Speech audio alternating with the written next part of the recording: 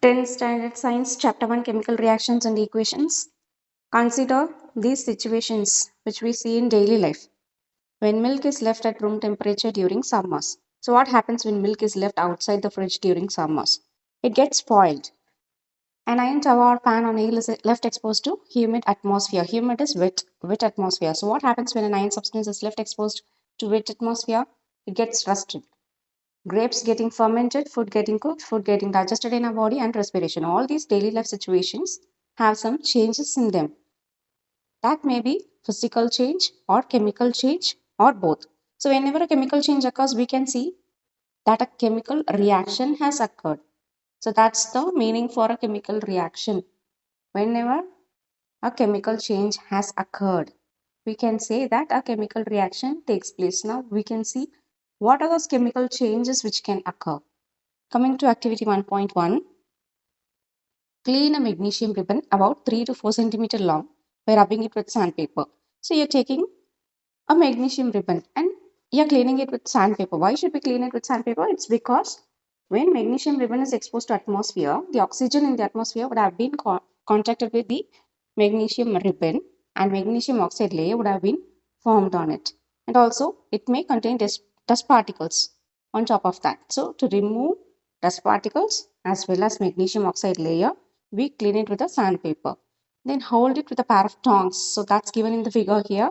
Hold it with a pair of tongs and burn it using a spirit lamp. What you get out of magnesium ribbon is magnesium oxide. You get ashes. When you burn the ribbon, you get ashes, which will be white in color, and that's magnesium oxide. So in this particular activity, we'll be getting a dazzling white flame. Dazzling is shining. So shining white flame and white powder, which is magnesium oxide, is obtained here. So the reaction which happens here is, and before that, burning. Burning means addition of oxygen. This is very, very important. Burning is always addition of oxygen. So when magnesium ribbon is burnt, it means it is reacted with oxygen and magnesium oxide is formed. That's what we get in this watch glass. Watch glass is like a bowl. And this magnesium powder is white in color. Now coming to activity 1.2, take lead nitrate solution in a test tube, add potassium iodide solution to this. What do you observe? So here you're taking lead nitrate solution. Lead nitrate is given by PbNO3 twice and adding potassium iodide to that. So Ki, when they mix up together, lead and iodide will get combined as lead iodide and potassium and nitrate will get combined as potassium nitrate. So this is lead nitrate, PbNO3 twice. This is lead nitrate. Ki is potassium iodide. PbI2 is lead iodide. KNO3 is potassium nitrate. So what happens here is you get yellow precipitate, which is lead iodide. So this will be like yellow powder. Precipitate is like powdery form. So yellow color powder will be settled in the bottom of test tube. This occurs in this activity. Now coming to activity 1.3, take a few zinc granules in a conical flask or a test tube. Add dilute hydrochloric acid or sulfuric acid to this. So you are taking zinc granules in a conical flask. So that's given in figure 1.2 here. Zinc granules will be like sand granules. So when zinc is taken in a test tube and when you add dilute hydrochloric acid to that, what happens is zinc and chlorine will get combined as zinc chloride. And this hydrogen gas is given out separately. That's shown in the figure here. And instead of hydrochloric acid, if you take sulfuric acid, what happens is sulfuric acid formula is H2SO4. So zinc plus sulfuric acid, zinc and sulfate will get combined as zinc sulfate and hydrogen gas is given out here. So in both the cases, we get hydrogen gas. And zinc chloride will be formed in case of HCl and zinc sulfate will be found in case of H2SO4. Now you have two more questions in this activity. Do you observe anything happening around the zinc granules? Yes, you can see in this figure, bubbles are formed around the zinc granules. That's because of the heavy reaction here, brisk effervescence takes place. So when hydrogen gases evolve, bubbles are also formed along with it. And touch the conical flask. Is there any change in its temperature? Yes, there will be a change. It will be hot. That's also because of a heavy reaction, a vigorous reaction.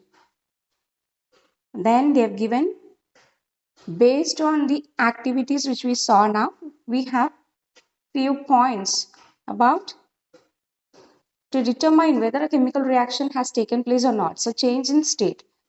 State is physical state. It may be solid to liquid, liquid to gas, or any other conversions. So change in state. For example, here we got hydrogen gas out of solid granules and liquid sulfuric acid. We got gas as the product. So that is change in state. Change in color. In activity 1.2, we got yellow precipitate. So that's change in color. Evolution of a gas, we got hydrogen gas here. Change in temperature, the conical flask became hot. So all these changes, even when one change occurs, you can say that a chemical reaction has taken place. Now chemical equations. The same example is taken here as activity 1.1. When magnesium ribbon is burnt in oxygen, we get magnesium oxide. When you express this particular reaction in word form, when you write them in words, that is word equation. So magnesium plus oxygen gives magnesium oxide. You are writing everything in terms of words here. So that is word equation. And the substances that undergo the chemical change in the reaction, they are called as the reactants. So which substances undergo changes in a reaction? The substances which we take before, which participate in a chemical reaction, they are called as the reactants. And the new substance which are obtained after the reaction, they are called as the products. And you have plus sign. It's because when we take two or more reactants, you combine them with plus sign. When we get two or more products, we combine them also with a plus sign, and this arrow represents the reaction has occurred. So before the arrow, left hand side of arrow represents the reactants and right side of the arrow represents the products. Now writing a chemical equation. So in previous page, we saw what's a word equation. You are writing a chemical reaction in terms of words. That's word equation. Now coming to chemical equation, you have to write using chemical formula. Chemical reaction can be expressed in terms of chemical formula, and that is called as chemical equation. So magnesium plus oxygen, the same example is taken. Magnesium chemical formula is Mg, and chemical formula for oxygen is O2, and for magnesium oxide it is MgO. So when we combine magnesium plus oxygen, we got MgO, which is magnesium oxide. We are representing everything in terms of chemical formula here. That is a chemical equation. Now count the number of atoms of each element in left hand side as well as right hand side. That is in the reactant side as well as the product side. Now coming to magnesium, you have only one magnesium atom here. In product side also you have only one magnesium atom. What about oxygen? Oxygen is 2 here. In the reactant side you have 2 oxygen atoms. But in product side you have only one oxygen atom. So even if one element is not balanced, even if the number of atoms of one element is not equal in both reactant side and product side, you can say the particular equation is not balanced. Only if the number of atoms of all the elements are equal in reactant side and product side, you can say the equation is balanced. Otherwise, it is not balanced. Since you have two oxygen atoms in the reactant side and one oxygen atom in the product side, you can say this particular equation is unbalanced. Another name for unbalanced chemical equation is skeletal chemical equation. And balanced chemical equations, they've given law of conservation of mass here. It states that mass can neither be created nor be destroyed in a chemical reaction. What does it mean? You can't add an extra mass in a reaction or after a reaction, or you can't destroy mass too. Masses will be the same in the reactant side as well as the product side. So masses of all the elements, you have to take the total mass of all the elements in the reactant side, take the total mass of all the elements in the product side. Only if they are equal, you can say a particular equation is balanced. Otherwise, it is not balanced. So balancing a chemical equation is based on the number of atoms of the elements as well as the mass, total mass of all the elements in reactant side and product side. If they are equal, you can say it is it is a balanced chemical equation. If they are unequal, you can say it is unbalanced chemical equation. Now they have given the same reaction which we saw in activity 1.3, zinc plus sulfuric acid gives zinc sulfate plus hydrogen. This is word equation. They have represented here as a word equation. When you represent that in terms of chemical formula, you get Zn plus H2SO4 gives ZnSO4 plus H2. Now look this equation, you have to check whether it is balanced or not. You form a table like this with three columns. First column will be element. So you have to write all the elements which take place in the reaction. So here you have zinc, hydrogen, sulfur and oxygen. Write all those elements in the first column. Second column would be the number of atoms in reactant side. So you have to count the number of atoms of each element in reactant side. So zinc you have 1, hydrogen you have 2, sulfur 1 and oxygen 4. So just write that. And number of atoms in product side, count for the same. Zinc is 1, sulfur 1, oxygen 4 and hydrogen 2. So write down those numbers here. Now compare these two columns. You have the number of atoms in reactant side as well as number of atoms in product side. You have both these columns as equal. Here you got equal number of atoms in both the sides for all the elements. So you can say this particular chemical equation is balanced. And now they have given another chemical equation. Fe plus H2O gives Fe3O4 plus H2. Now how to balance this chemical equation step by step? Let's see that. So step 1 is to draw the boxes around the formula. You have the unbalanced chemical equation in the previous page. Just draw boxes around each formula. You'll get step 1. Second step would be to form a table like this. So list the number of atoms of different elements. You have Fe, H and O. Iron, hydrogen and oxygen. Just take that in first column. In second column, you'll be writing the number of atoms in reactant side. So count for the number of atoms. If you take Fe, you have 1 Fe, hydrogen is 2, oxygen is 1. Just write it in this column. When you take the product side, count for the number of atoms of all these elements. So Fe is 3, O is 4 and H is 2. Just write down here. And now just by looking at these numbers, you can say they are unbalanced. All these elements are unbalanced. So you have to look for the maximum number of atoms here. Oxygen is 4 here. So this contains maximum number of atoms. So you start with balancing the oxygen atoms first. That would be step 3.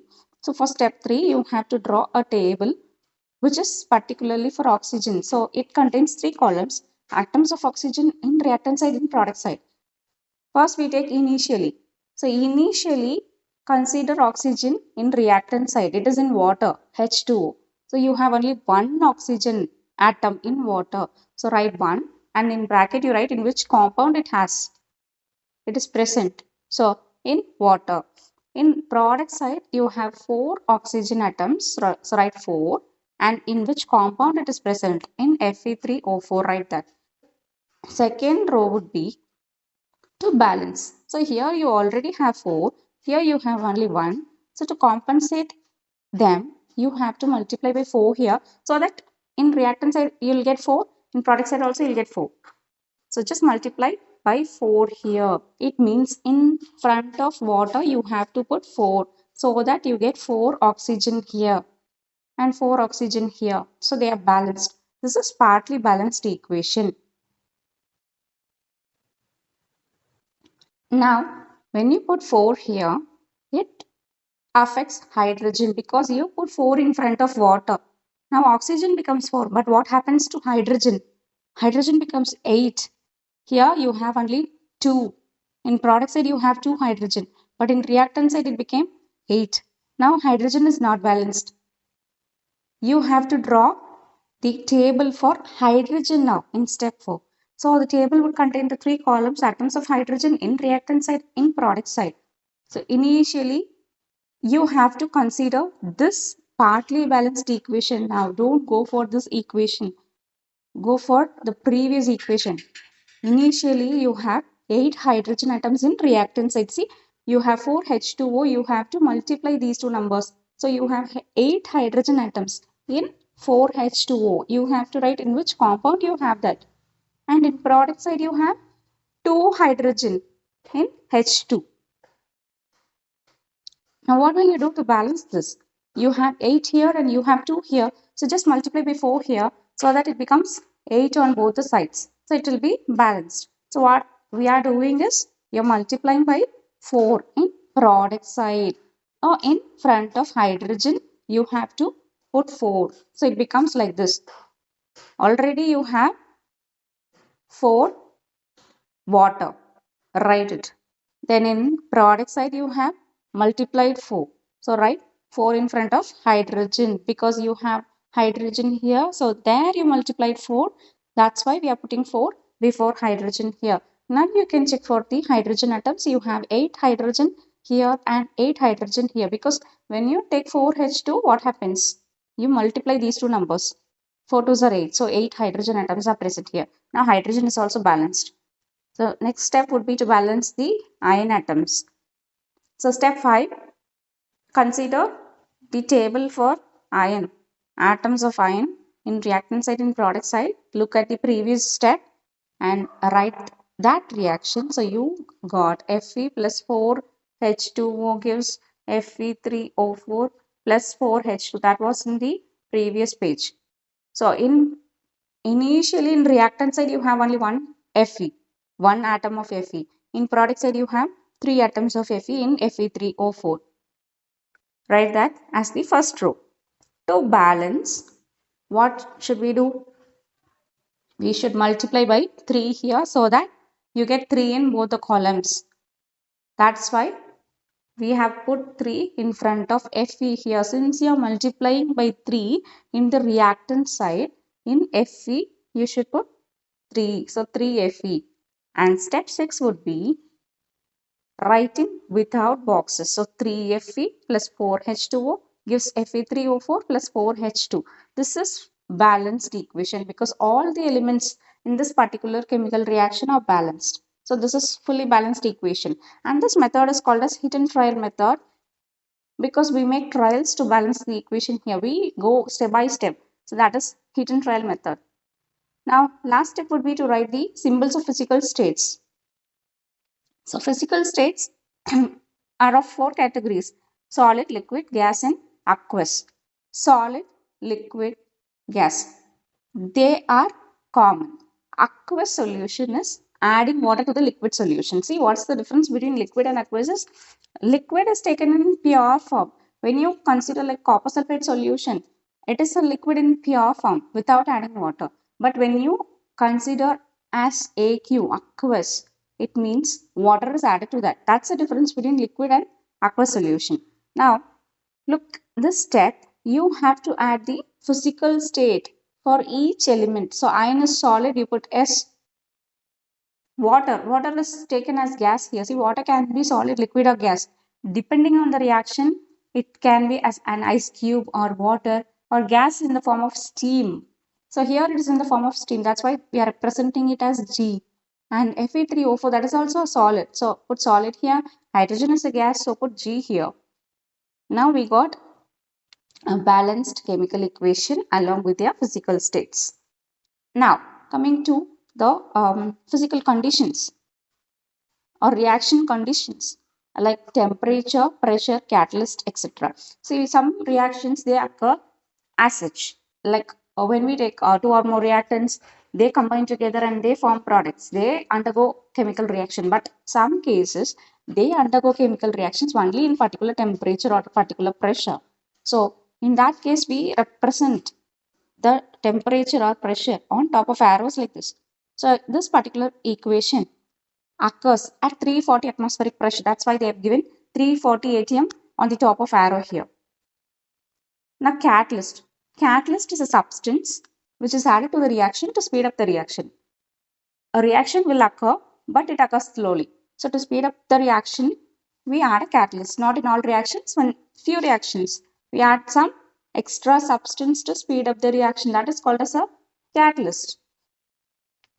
Now, this is the reaction for photosynthesis.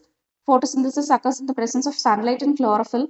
That's why they have given on the top and bottom. When you have two or more reaction conditions, you put one on the top of the arrow and you write one on the bottom of the arrow.